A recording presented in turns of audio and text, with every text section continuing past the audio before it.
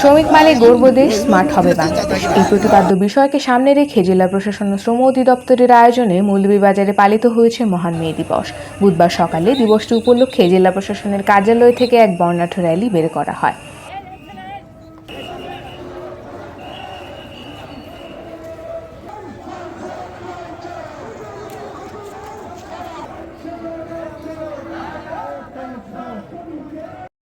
Rally শেষে জেলা শিল্পকলা একাডেমি মিলনায়তনে মহান মে দিবস উপলক্ষে আলোচনা সভা অনুষ্ঠিত হয়। সভায় প্রধান অতিথি হিসেবে উপস্থিত ছিলেন মৌলভীবাজার ৩ আসনের সংসদ সদস্য মোহাম্মদ জিল্লুর রহমান।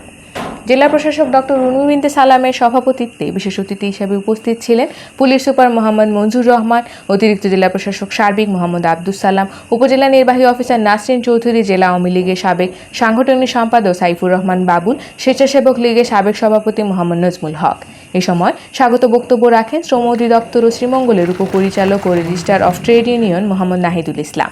এছাড়াও জেলা প্রশাসনের কর্মকর্তা ও স্থানীয় শ্রমিক সংগঠনের নেতাবৃন্দ উপস্থিত ছিলেন। সবাই জানি যে সেদিন যারা বীর মুক্তিযোদ্ধা ছিলেন